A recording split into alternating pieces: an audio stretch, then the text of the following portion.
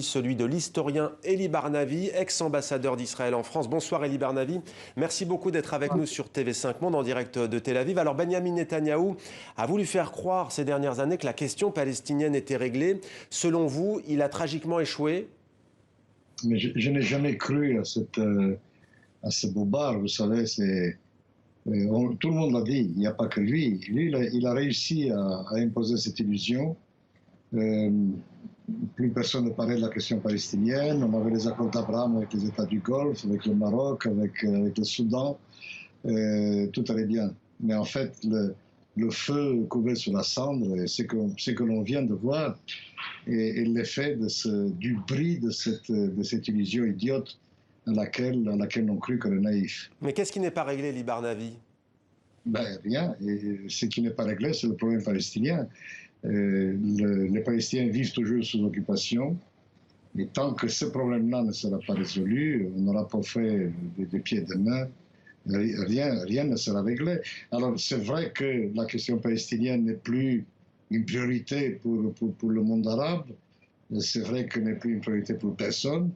Mais justement, cela, les Palestiniens le sentent et de temps en temps, cela donne des scènes que nous venons de voir, à la fois à Gaza, mais aussi en Cisjordanie, mais aussi, et c'est une première, dans les rues des villes. Justement, Elie Barnavi, justement, vous habitez vous-même à Tel Aviv, d'où vous nous parlez ce soir. Autour de vous, il y a des villes comme Jaffa, comme Lod, comme Ramla.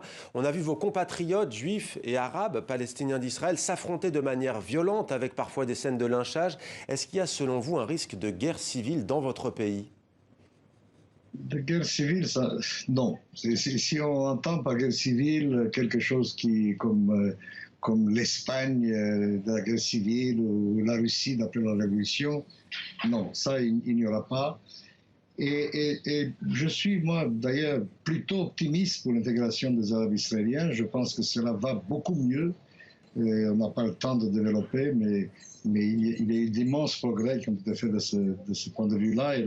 Et le Covid l'a bien montré. Et donc on a affaire surtout à des bandes de jeunes, d'ailleurs difficilement distinguables. Vous savez, si vous ne savez pas qui sont les jeunes israéliens, les juifs et les jeunes israéliens arabes.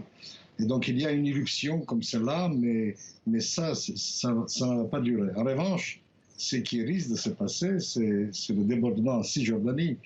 Je pense que c'est que Netanyahou a réussi comme exploit, c'est de réunifier les différents fronts palestiniens, alors qu'ils se piquaient de les avoir séparés, justement. Ouais. Vous parlez du Fatah en Cisjordanie, de l'ex-président Yasser Arafat, et donc du Hamas à Gaza. Elie Barnavi, Abdel Fattah al-Sisi, le dirigeant égyptien, est à Paris.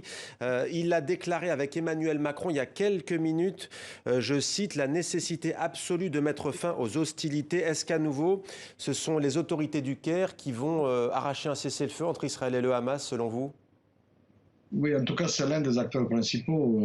C'est le Caire qui a le plus d'influence sur le Hamas. Mais le Hamas, en ce moment, il ne demande pas mieux que d'arrêter. Vous savez, ils ont, de leur point de vue, ils ont gagné ce round. Et c'est Israël qui traîne les pieds parce que justement, il ne veut pas laisser au Hamas le goût de la victoire. C'est ce genre de situation que nous avons déjà vu à plusieurs reprises ces dernières années. Ça va s'arrêter, il n'y aura pas d'incursion terrestre, c'est là j'en suis à peu près certain, et donc c'est qu'une question de jours. Il n'y aura pas non plus c'est que l'on cherche ici, c'est une image de victoire. Il n'y aura pas de victoire parce que dans ce genre d'affrontement, il n'y a jamais de victoire, il y a beaucoup de destruction, mais il est certain que le Hamas a emporté une victoire tactique, politique. Il a démontré une fois de plus de quelle manière l'impuissance de l'autorité palestinienne. Merci beaucoup Elie Barnavi d'avoir pris le temps